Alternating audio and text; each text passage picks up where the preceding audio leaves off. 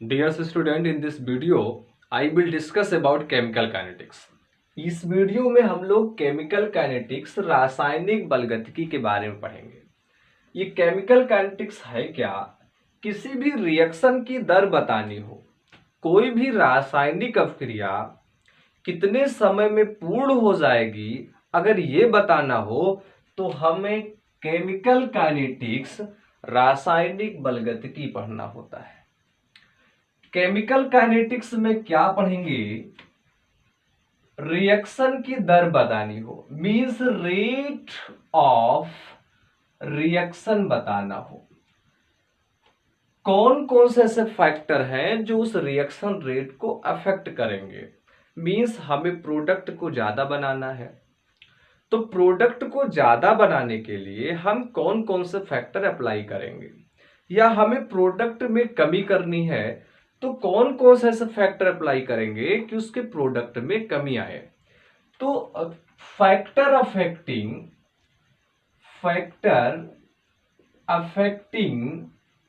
Rate of reaction, कौन कौन से ऐसे फैक्टर हैं जो उस रिएक्शन रेट को अफेक्ट करेंगे।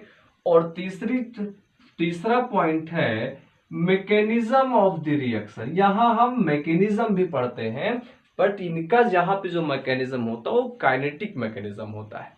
तो so what is chemical kinetics? Chemical kinetics is a branch of chemistry in which study of rate of reaction, factor affecting the rate of reaction and mechanism of the reaction.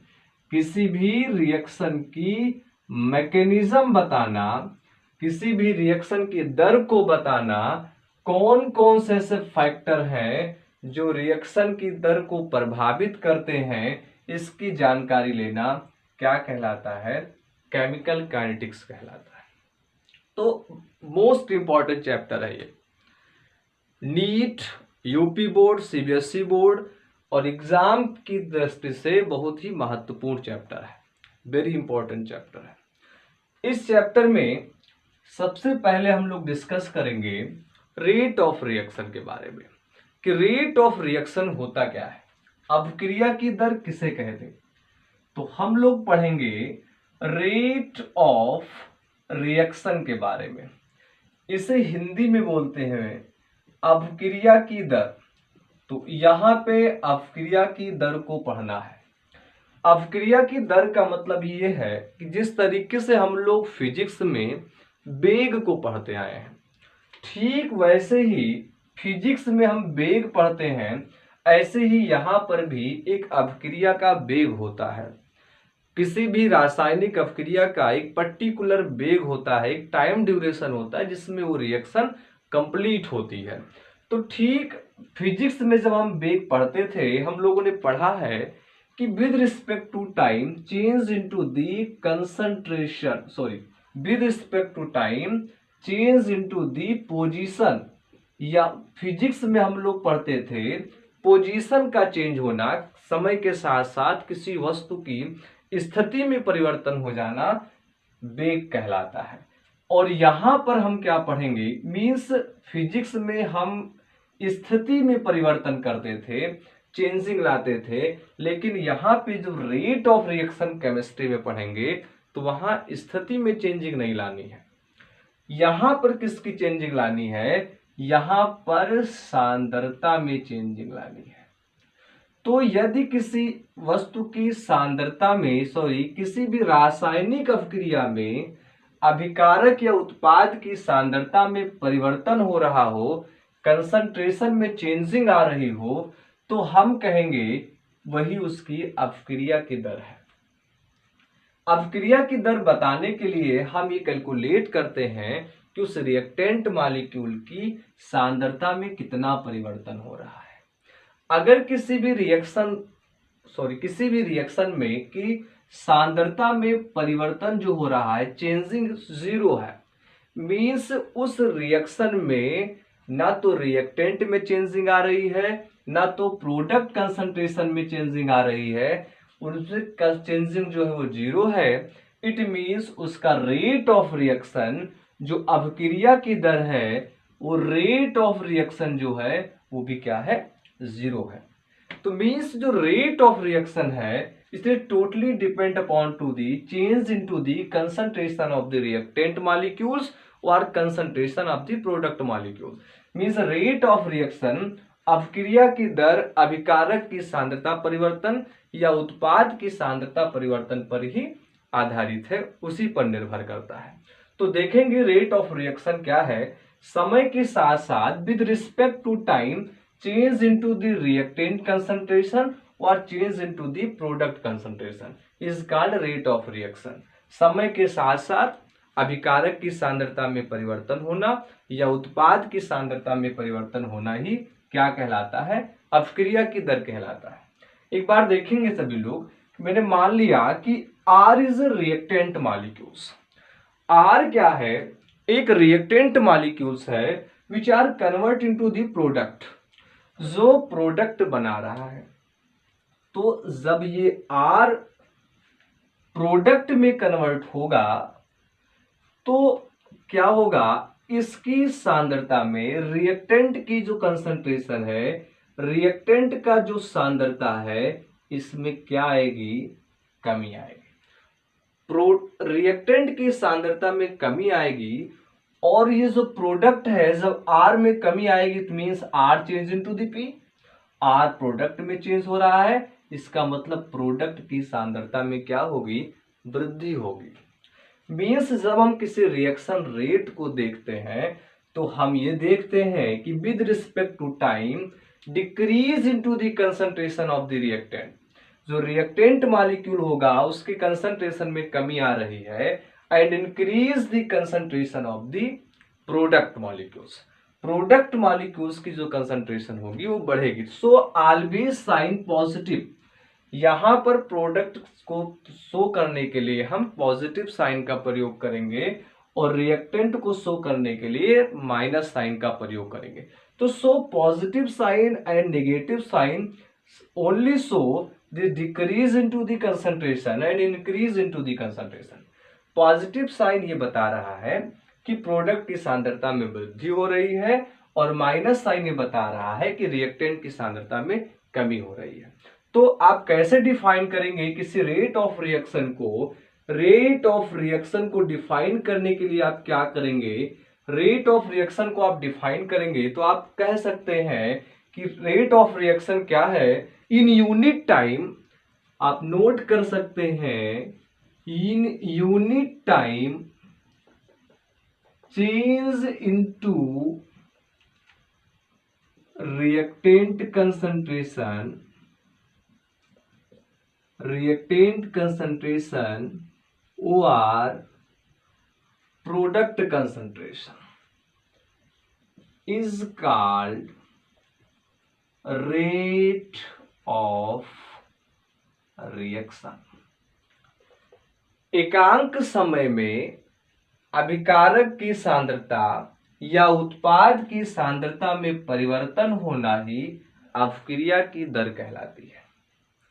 एकांक समय में अभिकारक की सांद्रता या उत्पाद की सांद्रता में चेंजिंग आना, परिवर्तन आना ही अभिक्रिया का दर कहलाता है।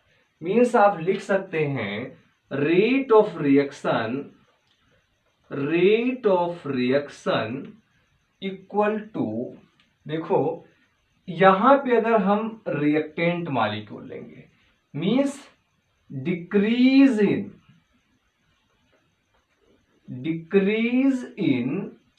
रिएक्टेंट मॉलिक्यूल्स या रिएक्टेंट कंसंट्रेशन विद टाइम। तो जब रिएक्टेंट कंसंट्रेशन डिक्रीज होगा तो सो ऑलवेज माइनस साइन, या आप रिएक्टेंट को ना पुट करें तो आप लिख सकते हो rate of reaction equal to, decrease ना लिख करके हम क्या लिखेंगे, इंक्रीज लिखेंगे। मीन्स हम प्रोडक्ट की बात कर रहे हैं, इंक्रीज इन प्रोडक्ट कंसंट्रेशन। तो जब प्रोडक्ट कंसंट्रेशन इंक्रीज होगा विद रिस्पेक्ट टू टाइम तो यहां पे हम जो साइन लेंगे वो पॉजिटिव साइन। सो ये हमें शो करेगा रेट ऑफ रिएक्शन को। अच्छा, इसको हिंदी में कैसे लिखेंगे? यूपी बोर्ड वालों के लिए हिंदी में इसको बताना पड़ता है, तो उसके लिए आप लिख सकते हो कि रेट ऑफ रिएक्शन, अपक्रिया की दर बराबर decrease in reactant concentration means अभिकारक की सांद्रता में कमी आना बटे समय, लगा समय, या अभिक्रिया की दर बराबर इंक्रीज इन प्रोडक्ट कंसंट्रेशन, उत्पाद की सांद्रता में वृद्धि होना बटे लगा समय। तो समय के साथ साथ अभिकारक की सांद्रता में कमी आना या उत्पाद की सांद्रता में वृद्धि होना ही क्या कहलाता है? रेट ऑफ रिएक्शन कहलाता है। तो आप लोग इसको नोट करेंगे, और नोट करने के बाद नेक्स्ट टॉपिक में हम ये पढ़ेंगे कि किसी भी रिएक्शन रेट को कैसे एक्सप्रेस करते हैं, रिएक्शन रेट को कैसे बताते हैं, कौन कौन सी अभिक्रियाओं की रिएक्शन रेट को बताया जा सकता है।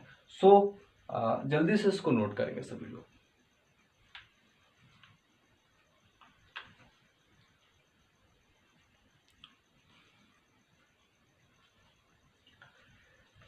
तो नेक्स्ट पॉइंट में हम लोग पढ़ेंगे कि किसी भी रिएक्शन रेट को कैसे एक्सप्रेस करते हैं, रिएक्शन रेट को कैसे लिखेंगे, कौन कौन से ऐसी अभिक्रियाएं हैं जिनके रिएक्शन रेट को बताया जा सकता है।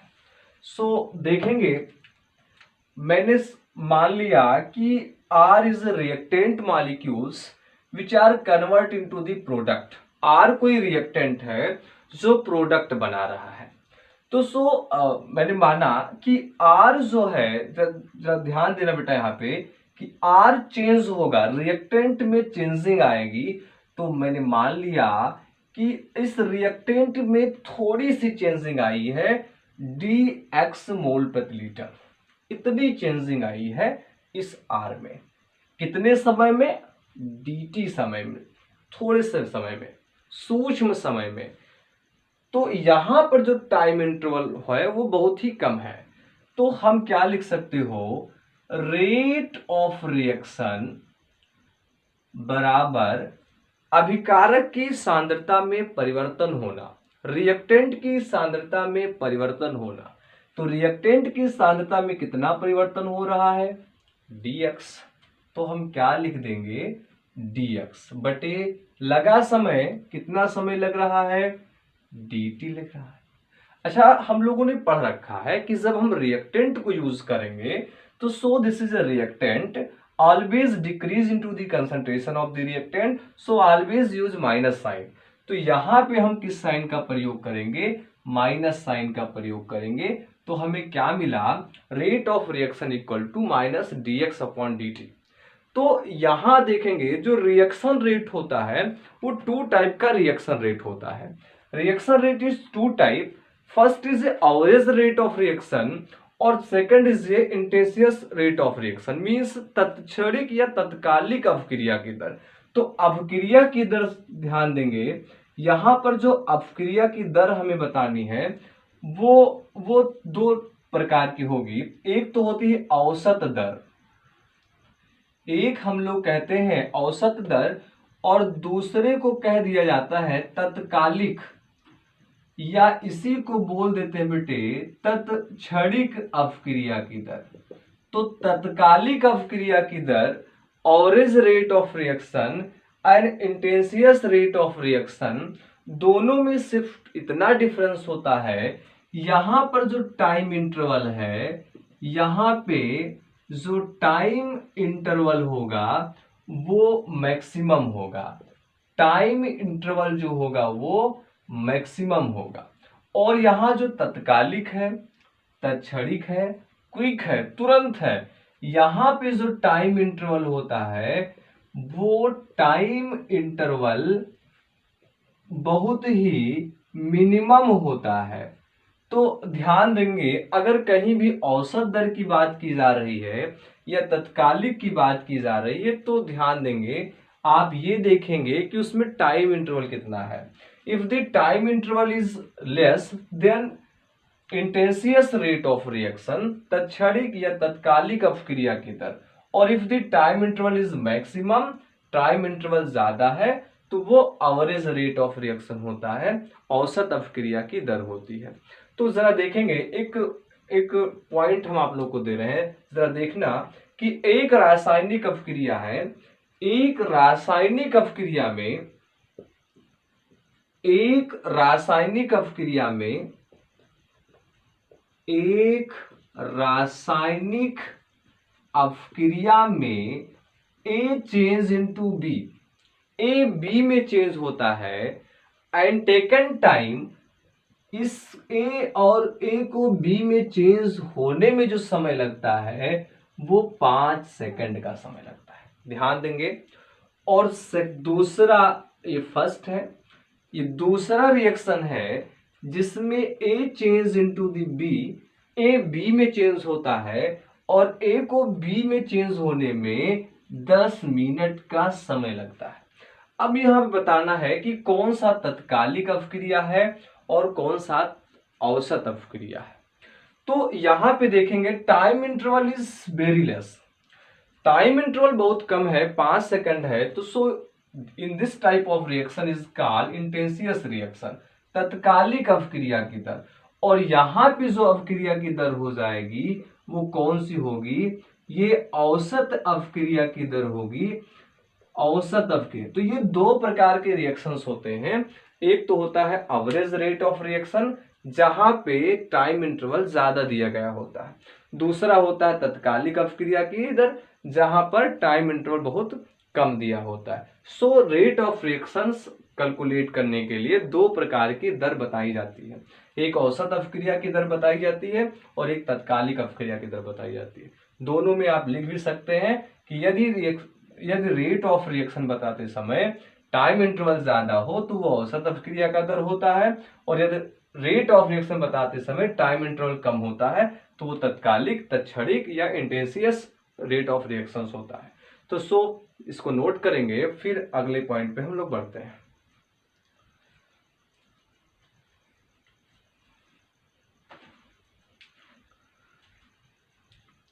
तो देखेंगे नेक्स्ट पॉइंट में हम लोग देखेंगे, हम लोग को ये बताना है कि किन किन अपक्रियाओं की रेट ऑफ रिएक्शंस को बताया जा सकता है। रेट ऑफ रिएक्शंस को बताने के लिए हम किन किन अपक्रियाओं को सेलेक्ट करेंगे।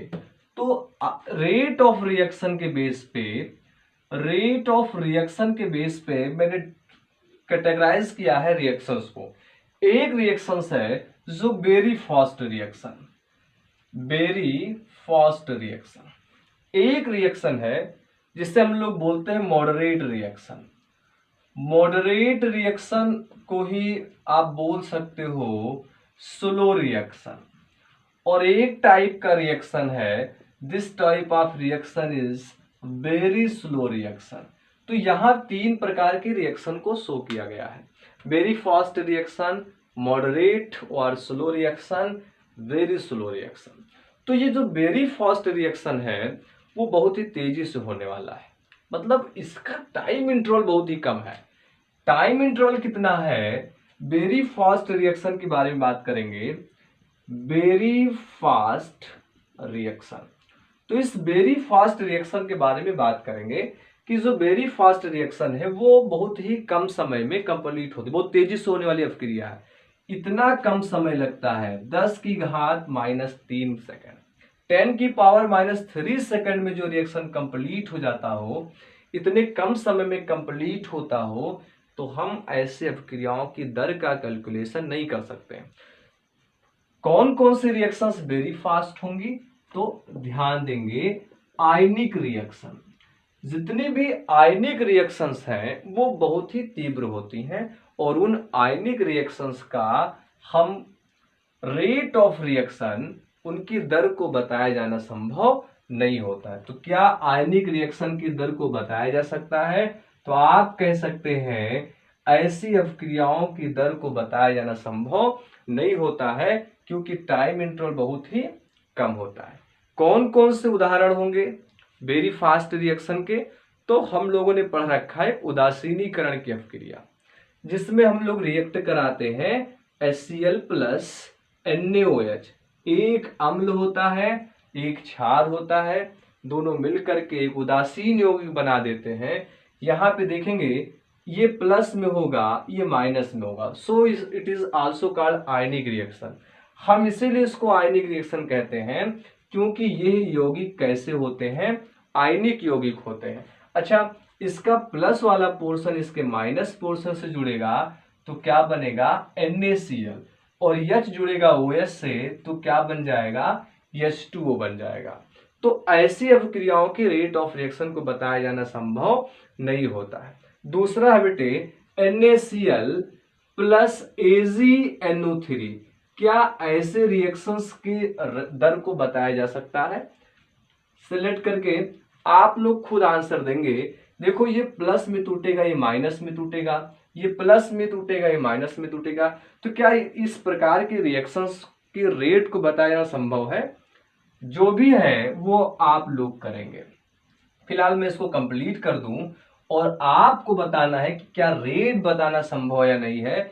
Na प्लस है तो जुड़ेगा माइनस से, तो Na माइनस से जुड़ेगा तो बेटे बन जाएगा NaNO3 सोडियम नाइट्रेट, और Ag प्लस से जुड़ेगा माइनस से तो बन जाएगा AgCl।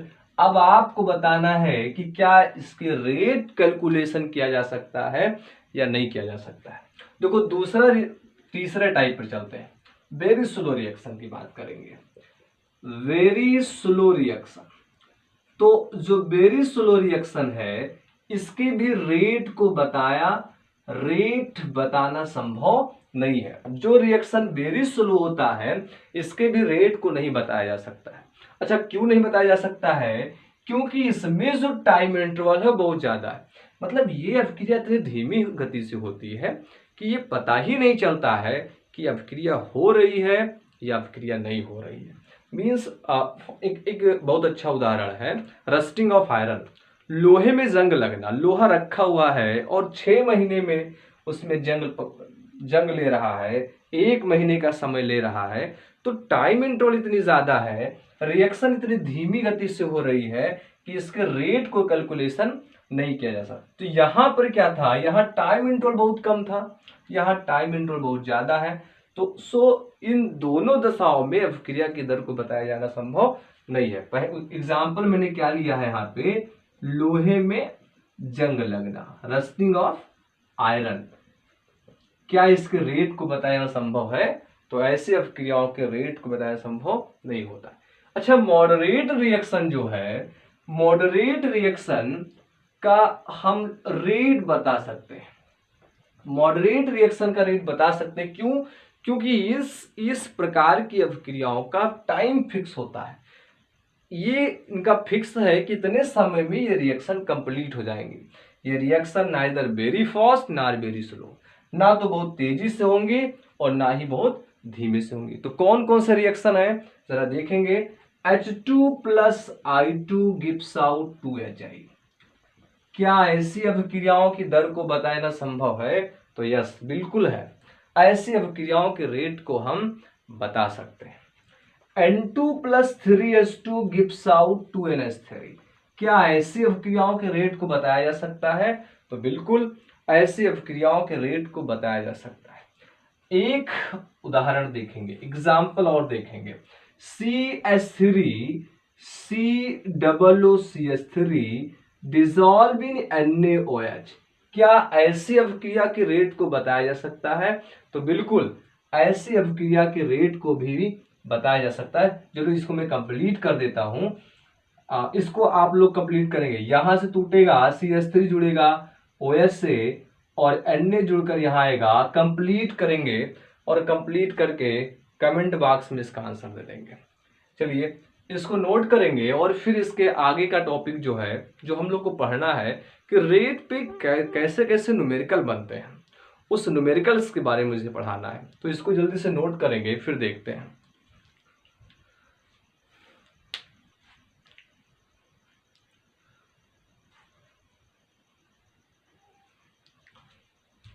तो रेट पे मुझे न्यूमेरिकल्स पढ़ाने हैं।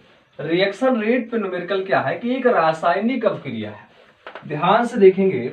एक रासायनिक अभिक्रिया है जिसमें एक अभिक्रिया में ए की प्रारंभिक सांद्रता 50 मोल प्रति लीटर है। Initial concentration of A is 50 मोल पर लीटर। आफ्टर मतलब 5 मिनट के बाद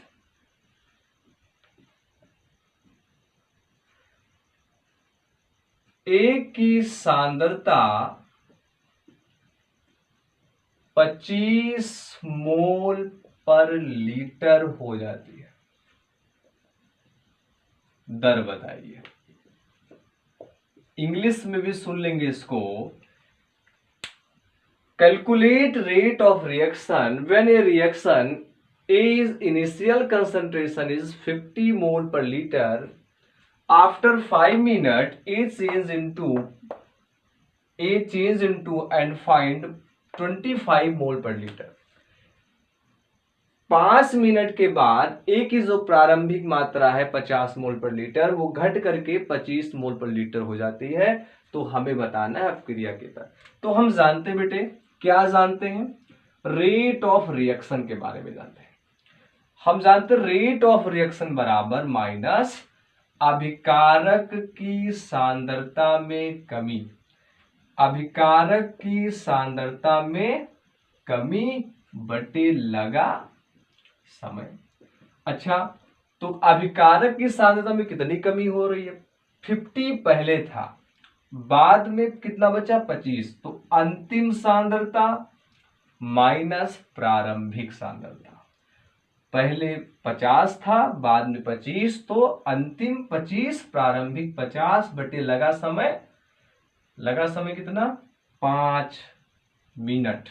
ठीक है, तो 50 में 25 निकाल देंगे, 25 माइनस तो पूरा 25 बटे 5, 5 एकम 5 और 5 5 जा 25, तो 5 आया। कितना बेटा? Rate of reaction equal to 5। अच्छा, सांद्रता का मात्रक क्या होगा? मोल प्रति लीटर, और समय का मात्रक सेकंड होगा या मिनट होगा। कितने दिया गया है? मिनट में, तो मोल प्रति लीटर इनटू मिनट। तो ये हुआ राइट आंसर। ये इसका आंसर हुआ। अब आपसे पूछा जाए रेट ऑफ रिएक्शन की यूनिट क्या होती है, तो आप रेट ऑफ रिएक्शन की यूनिट लिख सकते हो मोल प्रति लीटर इनटू मिनट या मोल प्रति लीटर इनटू सेकंड। एक क्वेश्चन है जिसको सॉल्व करेंगे और उसका आंसर आप लोगों को कमेंट बॉक्स में देना है। एक अभिक्रिया में ए